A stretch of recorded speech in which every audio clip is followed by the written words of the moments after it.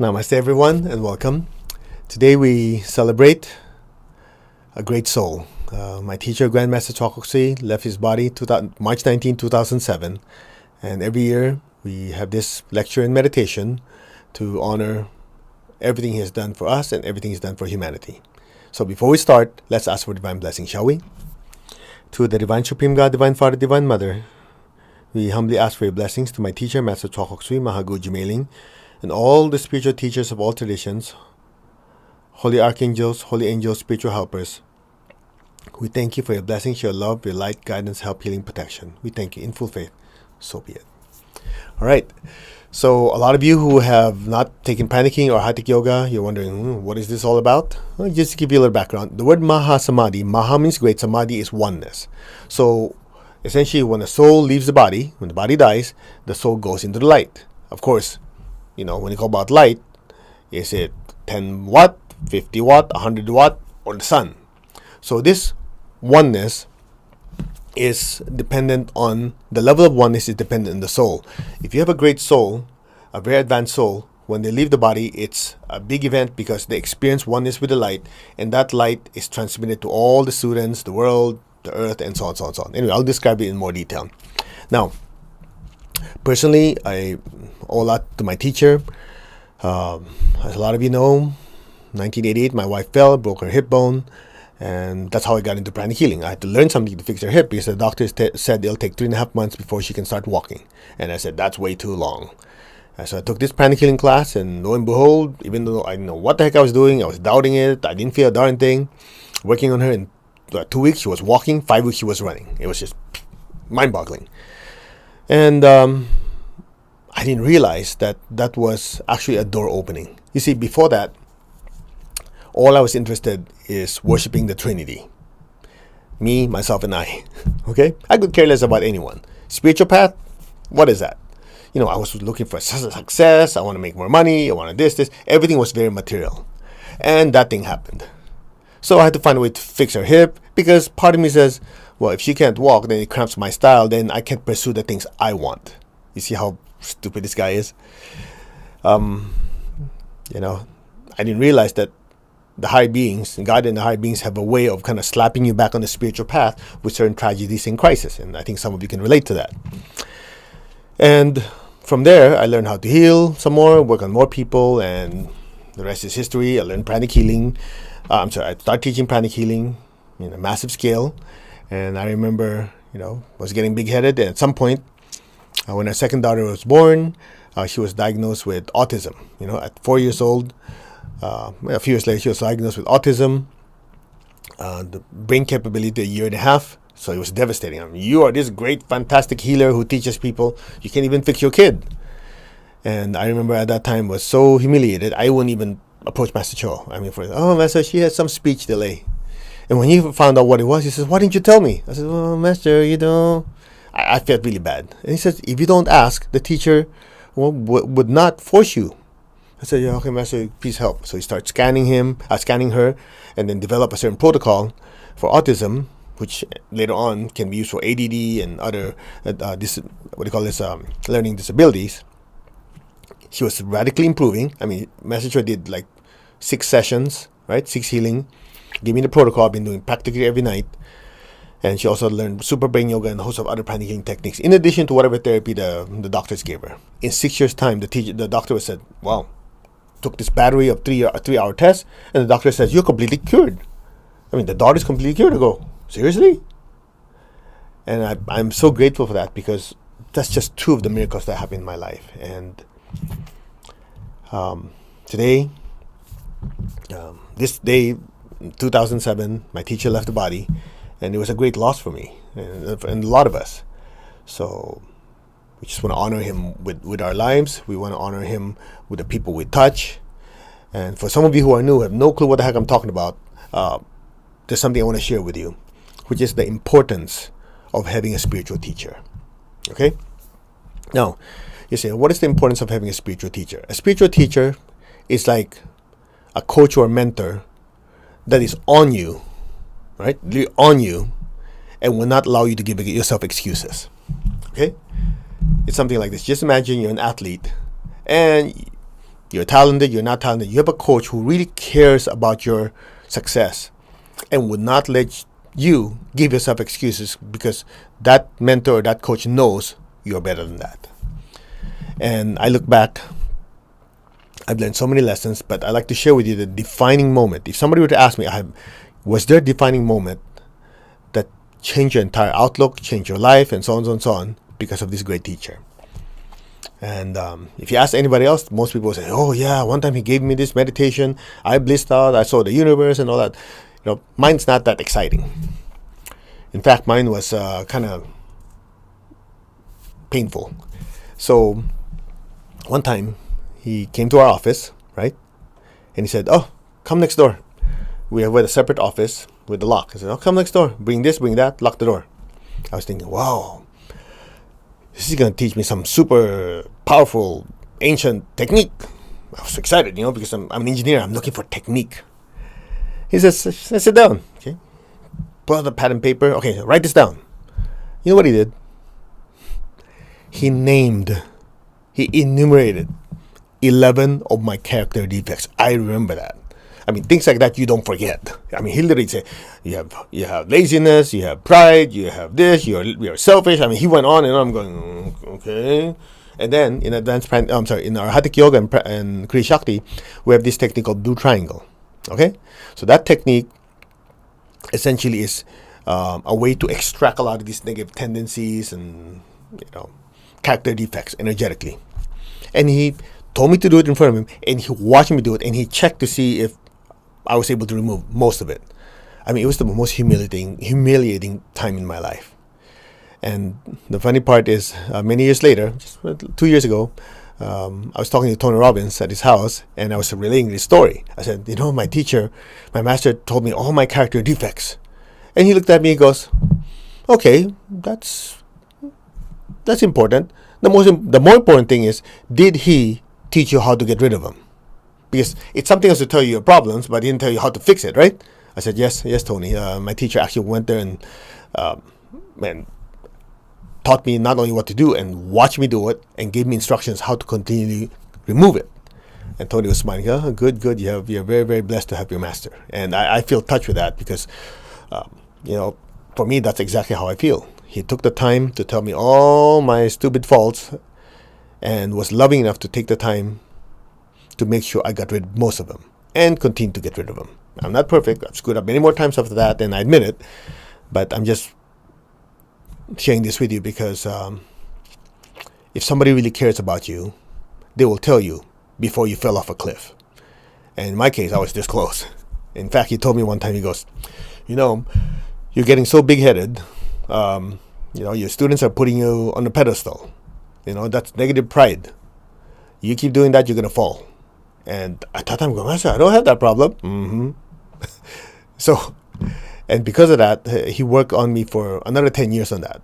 And it was tough, but I look back, the greatest gift the teacher gave me was teaching me what my defects are and correcting them and giving me tools and techniques to keep going.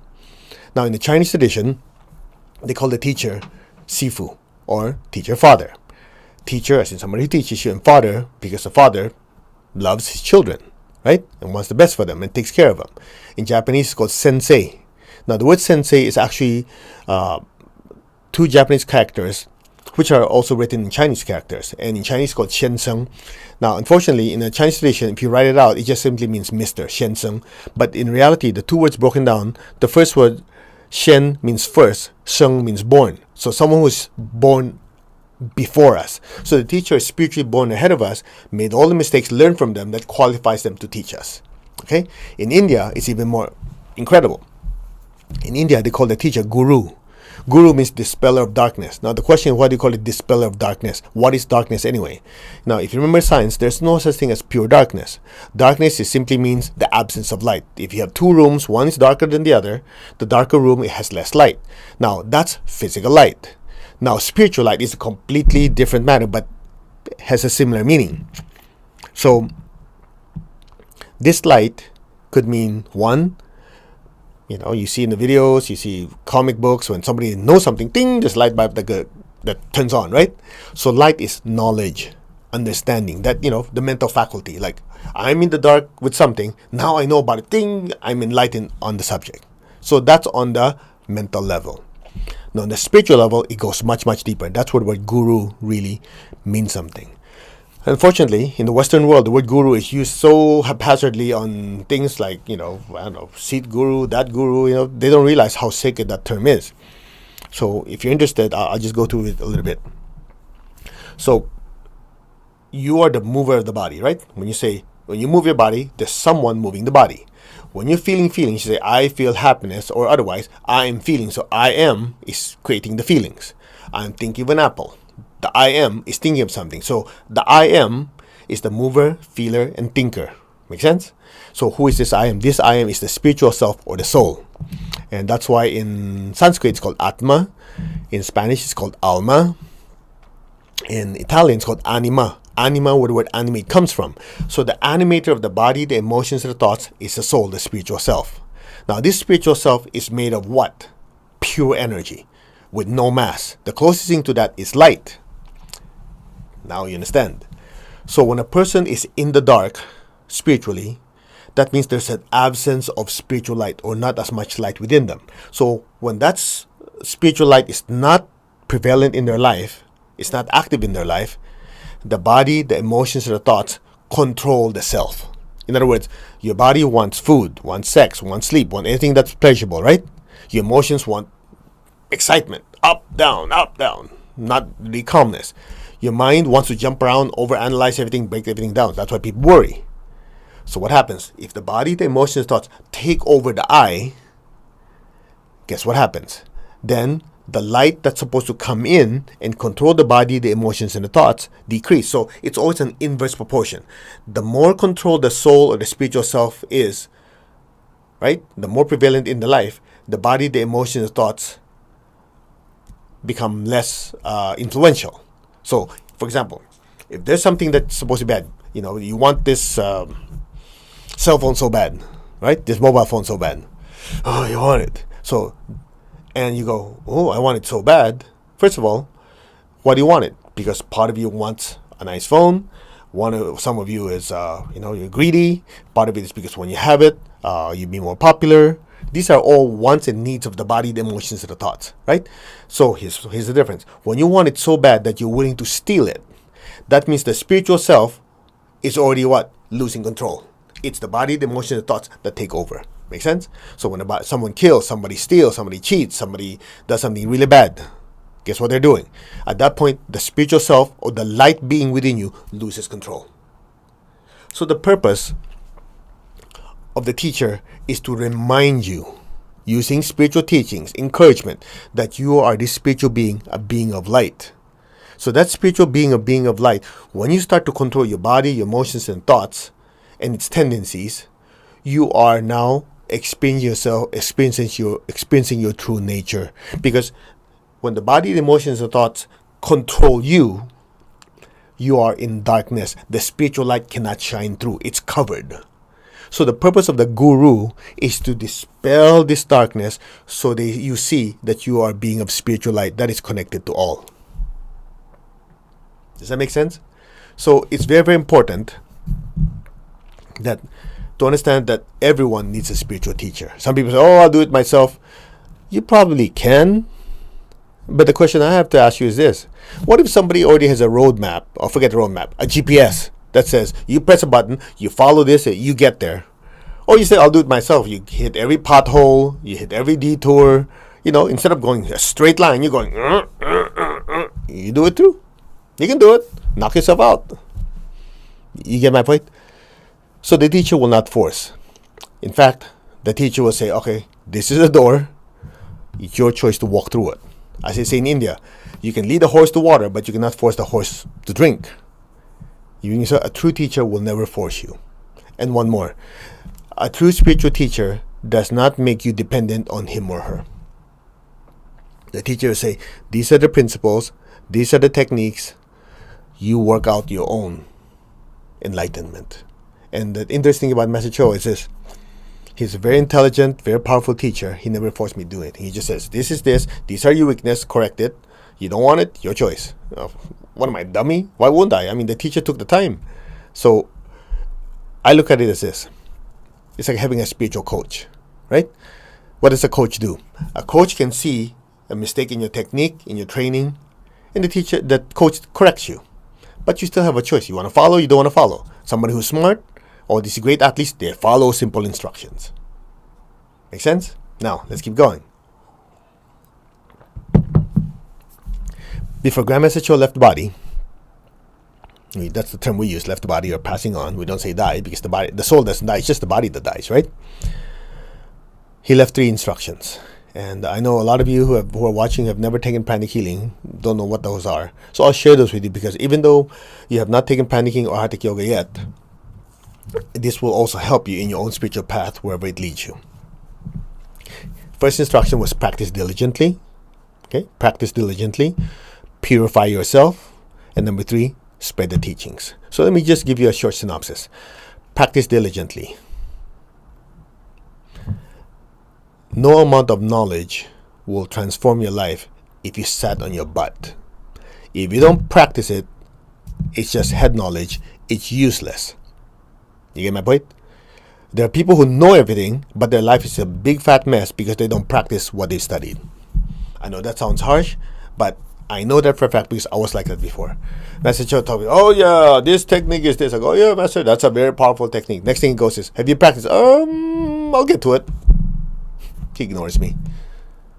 Because without practice, knowledge is not applied. Without being applied, your life will not get transformed. Without taking action on the information that you receive that is so useful, it doesn't materialize in your life. That's why his first instruction of the 3 is practice diligently. The second part is diligently. Some people say, oh, I'll just practice when I feel like it. I'll meditate when I feel like it.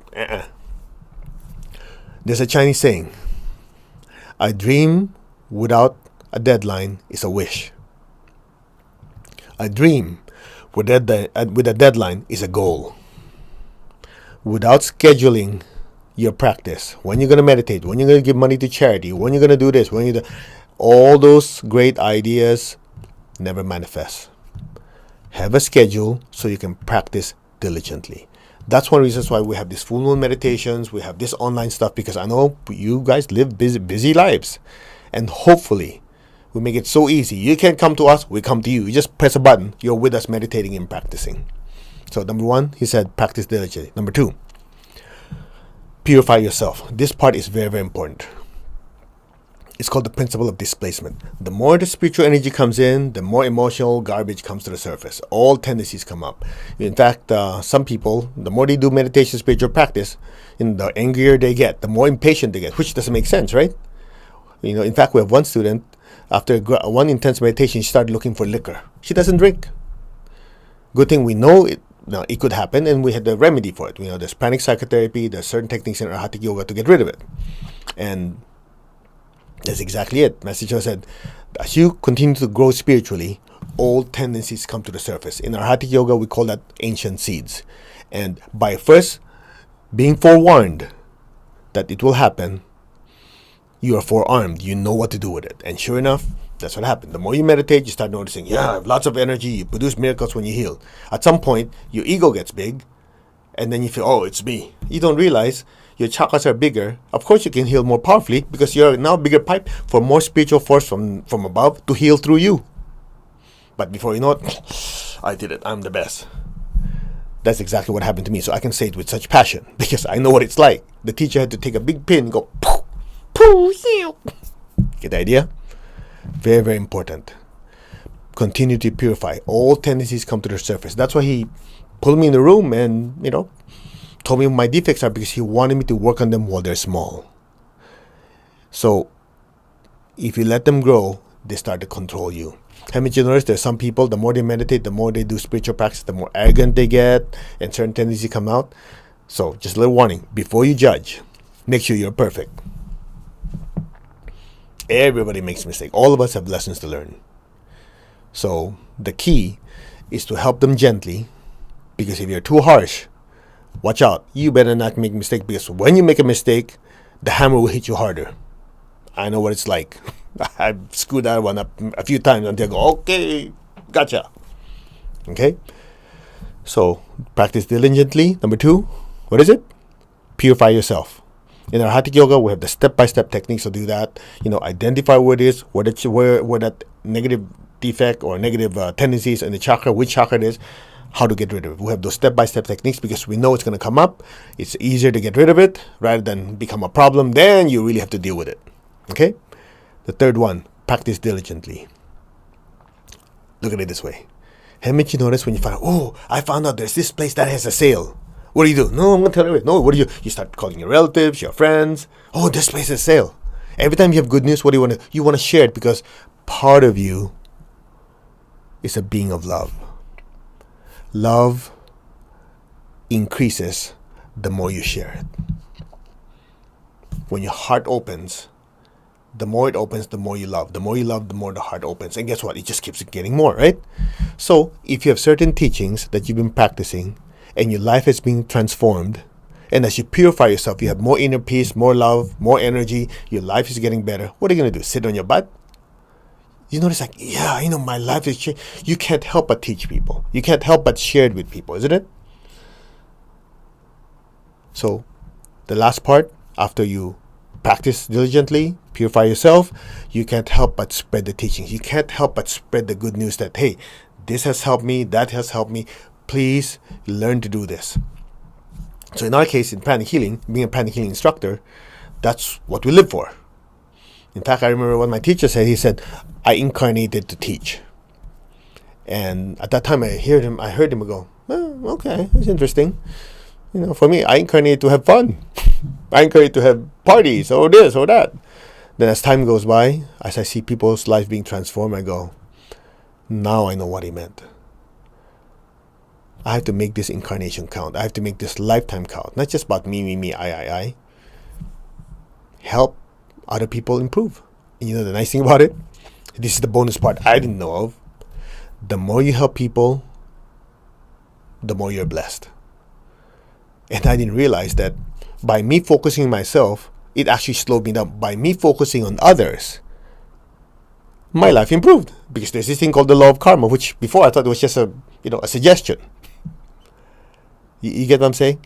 So when he left those 2 instructions, I always remind myself, practice diligently, purify yourself, spread the teachings, spread the good news, spread what you learned, help people benefit. It's interesting. Lately, a lot of I have the privilege and opportunity to speak at Tony Robbins' event. Recently, just 15,000 people, right? And I look at Tony. He doesn't have to do it. The guy's rich. He doesn't need that money, right? And many times, if you've ever been to his event, he'd say he works harder now than he used to be, even though he doesn't need the money. Because for him, that's what he lives for. To give and share and transform. That's now the higher meaning. That's now the higher purpose. What is your purpose? What is your purpose? In the end, you'll come to the same conclusion most of us have. To give and share. Because you know why? Whether you like it or not, we're all one. We're all connected.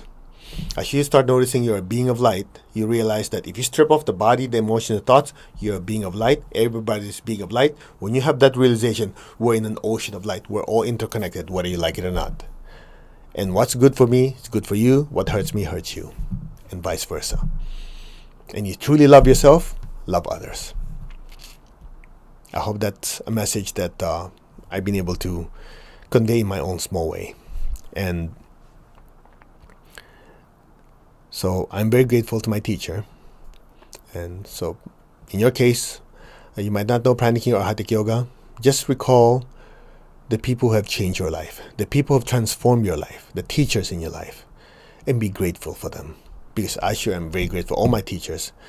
But the teacher that massively turned my life around, I know who he is. And I'm so grateful on this day.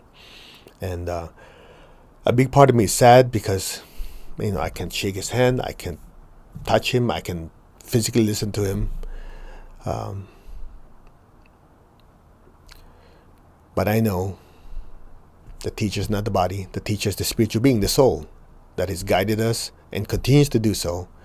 And he's always in my heart and in my life as I share the teachings that has transformed my life, that he gave me, to as many of you as possible. For me, he lives here. He lives in the teachings. And the more I share, and the more I see your lives transformed, the more I know I'm honoring him. So, to all of you, I just want to say thank you for the privilege to serve all of you with these teachings. Namaste. Now close your eyes. Just keep your tongue in the roof of your mouth. Just be still.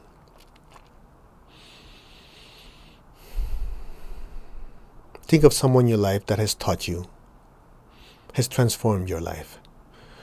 If you're in praniking or Hatha Yoga, if Master Cho is that person, imagine him in your heart. In my case, I visualize my beloved teacher in my heart. I recall all the blessings I've received from him and through him. The patience, the love, the teachings. I feel massive love and gratitude to him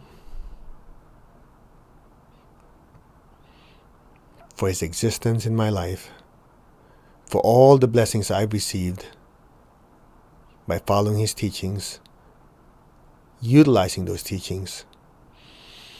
I'm grateful for all the lives I have touched by sharing his teachings. To my beloved teacher, Namaste. I am so grateful for all you've done for me and to continue to do for me and do through me. Thank you.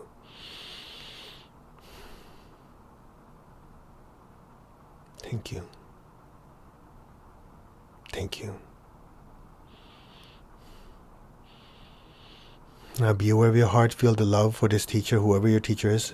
In my case, my beloved teacher, Master Cho Kok Sui. I imagine him in my heart and just sharing and offering so much love to him.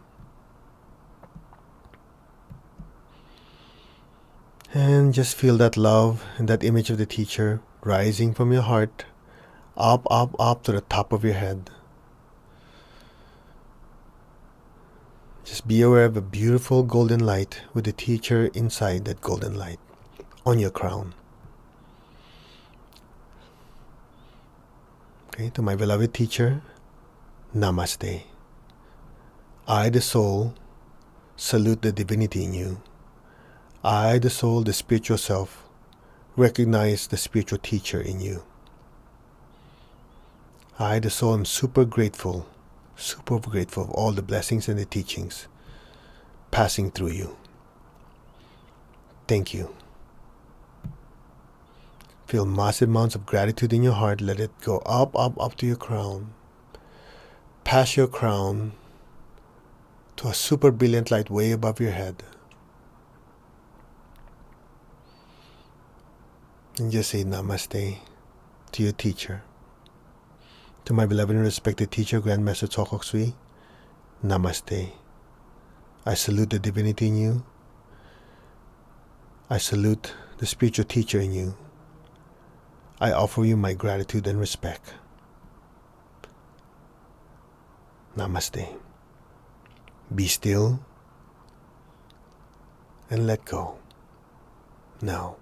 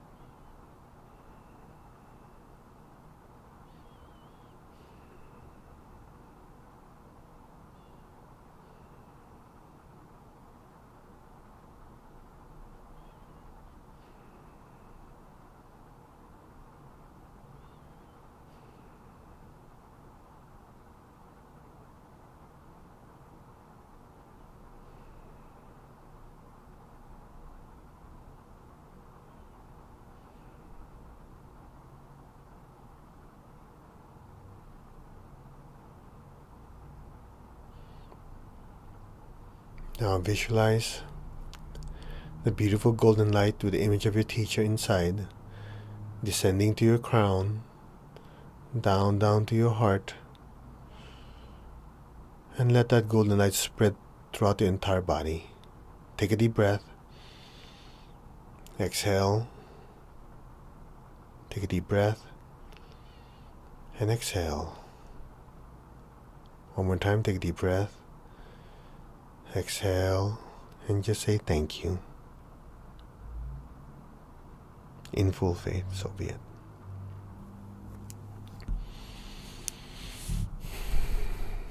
Alright, you may open your eyes. How was it?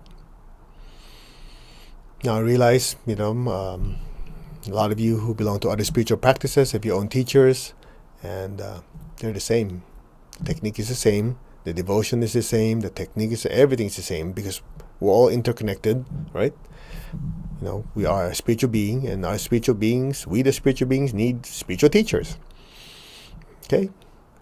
Anyway, thank you very much for joining me in this short lecture and meditation. I know the meditation was short, but if you really let go, it's pretty deep.